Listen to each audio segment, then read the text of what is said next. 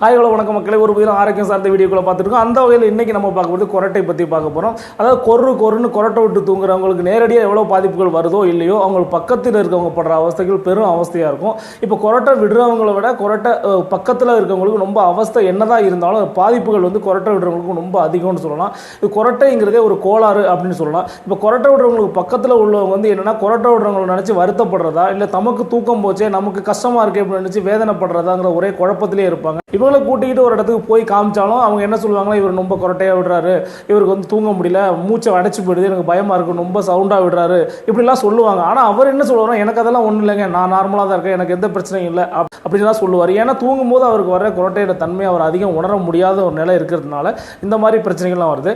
இந்த ஃபாரின்லாம் கொரட்டை விடுறதுனால டைவர்ஸ் ஆட வரையும் போகிற பழைய கதையெல்லாம் நம்ம கேள்விப்பட்டிருக்கோம். இப்போ கொரட்டைங்கிறது பார்த்தாலே உடனே ஒரு கணவன் தூங்குற மாதிரியும் ஒரு மனைவி வந்து கொரட்டைனால கஷ்டப்படுற மாதிரியான படங்கள் தான் எங்கே பார்த்தாலும் பார்த்துருப்போம். ஆனால் கொரட்டை அப்படின்னா ஆண்களுக்கு மட்டும்தான் வருமா அப்படின்னு கேட்டிங்கன்னா அப்படி சொல்ல முடியாது. ஆண்களுக்கு அதிகமாக வரும், பெண்களுக்கு கொரட்டை வந்து கொஞ்சம் கம்மியாக வரும். 100ல் ஒரு 7 பேருக்கு ஆண்களுக்கு கொரட்டை வந்துச்சுன்னா ஒரு 3 பேருக்கு பெண்களுக்கு கொரட்டை வர்றதுக்கான வாய்ப்புகள் இருக்குது அப்படின்னு சொல்லலாம். இந்த மெனோபாஸ் நேரத்தில் வந்து பெண்களுக்கு வந்து கொரட்டை இது ஹார்மோன்கள் மாறுறதுனால கொரட்டை எவ்வளோ அதிகமாக வரும். ஒரு சில பேர் பார்த்தீங்கன்னா லாங் ட்ராவல் போகும்போது, ட்ரெயினில் போகும்போது, பஸ்ஸில் போகும்போதெல்லாம் பார்த்தீங்கன்னா அவங்க மட்டும்தான் தூங்குவாங்க, மற்ற யாரையுமே தூங்க விட மாட்டாங்க.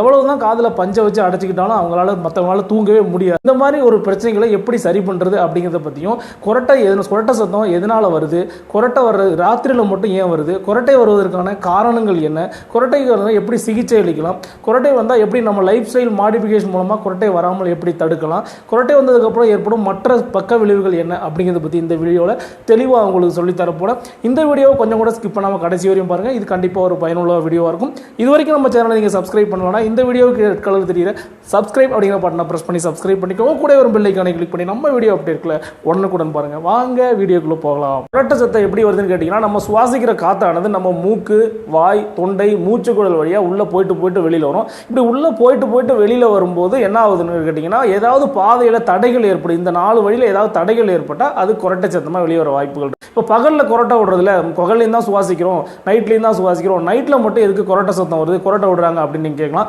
இப்போ நைட்டில் கொரட்டை வர்றதுக்கு காரணம் வந்து நம்ம தூங்கும்போது நம்ம உடலில் உள்ள தசைகள்லாம் என்ன பண்ணுதுன்னு கேட்டிங்கன்னா, ஓய்வு எடுத்து ரெஸ்ட் எடுத்து ரிலாக்ஸ் ஆகுது. ரிலாக்ஸ் ஆகி தளர்வடையும் போது என்ன ஆகுதுன்னா, தொண்டை பக்கத்தில் உள்ள தசைகளும் ரிலாக்ஸ் ஆகுது, மூச்சுக்குழல் தசைகள் ரிலாக்ஸ் ஆகும்போது அந்த மூச்சுக்குழலோட சைஸ் கம்மியாகும் போது என்னன்னா, போகிற காற்றுக்கு ரொம்ப டிஸ்டர்பன்ஸாக இருக்குது.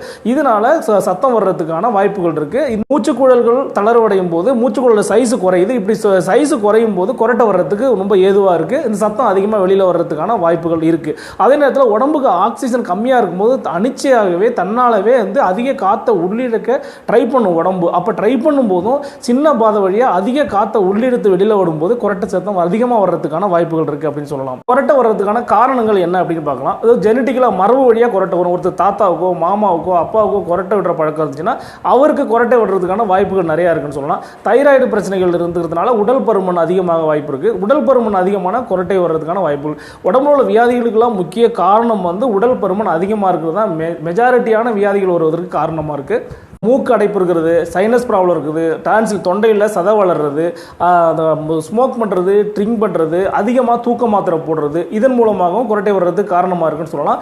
முக்கியமாக மெயின் காரணம் உடல் எடையை குறைச்சாலே கொரட்டை குறையிறதுக்கான வாய்ப்புகள் நிறையா இருக்குது.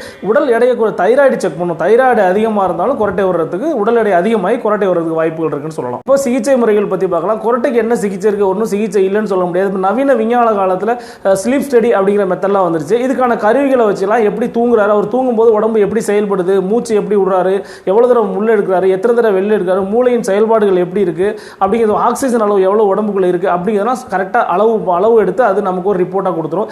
இந்த மிஷினுக்கு பேர் வந்து continuous positive airway pressure ventilation அப்படின்னு பேர். இந்த மிஷினை வச்சு தூங்கும்போது நம்ம உடம்புல பொருத்திட்டோம்னா அவர் வந்து தூங்கி முடிச்சோன்னா வந்து அதை ரிமூவ் பண்ணிடுவாங்க. இது நம்ம வீட்டிலேயே சொல்லலாம். வீட்டிலேயே தூங்கும்போது கூட இந்த மெத்தடை ஃபாலோ பண்ணுவாங்க. முன்னாடிலாம் ஹாஸ்பிட்டலில் போய் தான் செய்ய வேண்டியிருந்து, இப்போ நம்ம இடத்துலேயே நம்ம அட்மாஸ்பியரில் தூங்கும்போது எப்படி தூங்குறோம் அப்படிங்கிறது மெஷர் பண்ணுறதுக்காக இந்த மிஷின் எடுத்தாந்து நமக்கு அந்த இதெல்லாம் கொண்டாந்து பொருத்திடுவாங்க.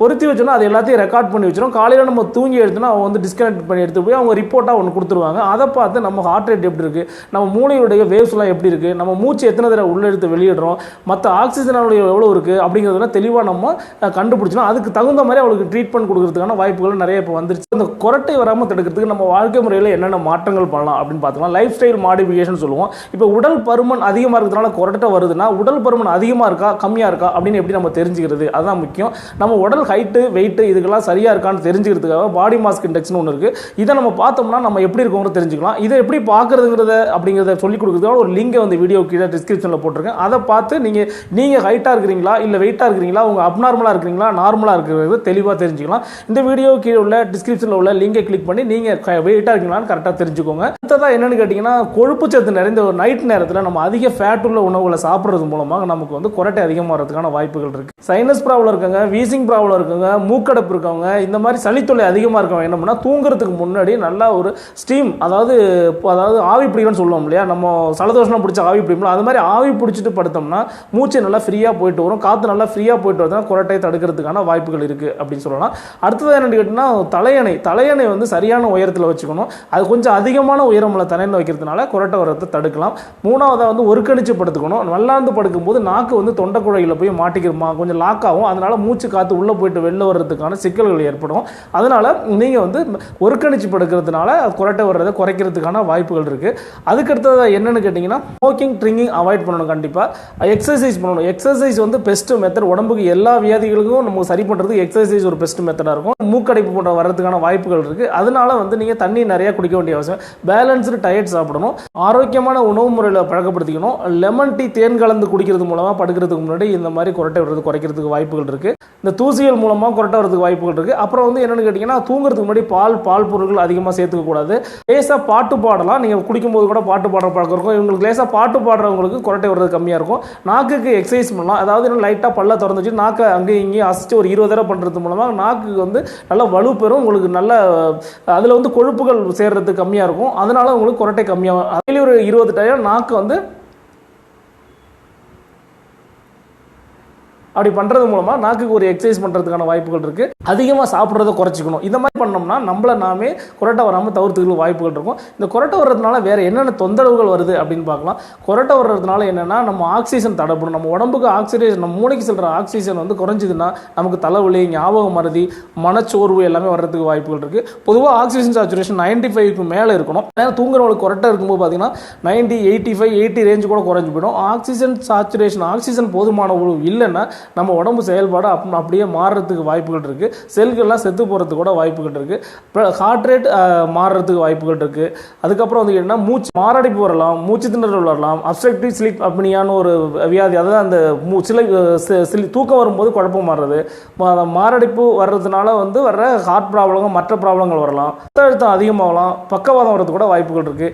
இந்த கொரட்டைங்கிறது ஒரு சாதாரண விஷயமா எடுத்துக்கூடாது. கொரட்டை அப்படிங்கிறதே ஒரு கோளாறு அப்படின்னு தான் நான் சொல்லியிருந்தேன். இந்த கொரட்டையை ரொம்ப கவனமாக எடுத்துக்கணும். மற்ற வியாதிகளின் ஒரு வெளிப்பாடாக தான் இந்த கொரட்டை வருது. அதனால கொரட்டை வந்தால் உடனே வந்து நம்ம ஸ்லீப் ஸ்டடி பண்ணி நம்ம கொரட்டை எதனால் வருது அப்படிங்கிறத பார்த்து அந்த மூல காரணத்தை ஆராய்ச்சிட்டோம்னா கொரட்டையிலே தப்பிச்சலாம். மொயினா உடல் எடையை குறைக்கிறது ஒரு முக்கியமான காரணமாக இருக்கும். அதிகமான ஃபேட் சாப்பிடக்கூடாது. இதெல்லாம் முக்கியமான. இந்த வீடியோ பிடிச்சதா லைக் பண்ணுங்கள், ஷேர் பண்ணுங்கள், கமெண்ட் பண்ணுங்கள். இந்த வீடியோக்கு ரெட் கலர் தெரியல சப்ஸ்கிரைப் அப்படிங்கிற பட்டனை ப்ரெஸ் பண்ணி சப்ஸ்கிரைப் பண்ணிக்கோ. கூட வரும் பெல் ஐகானை கிளிக் பண்ணி நம்ம வீடியோ அப்டேட்களை உடனுக்குடன் பாருங்கள். தேங்க்யூ ஃபார் வாட்சிங்.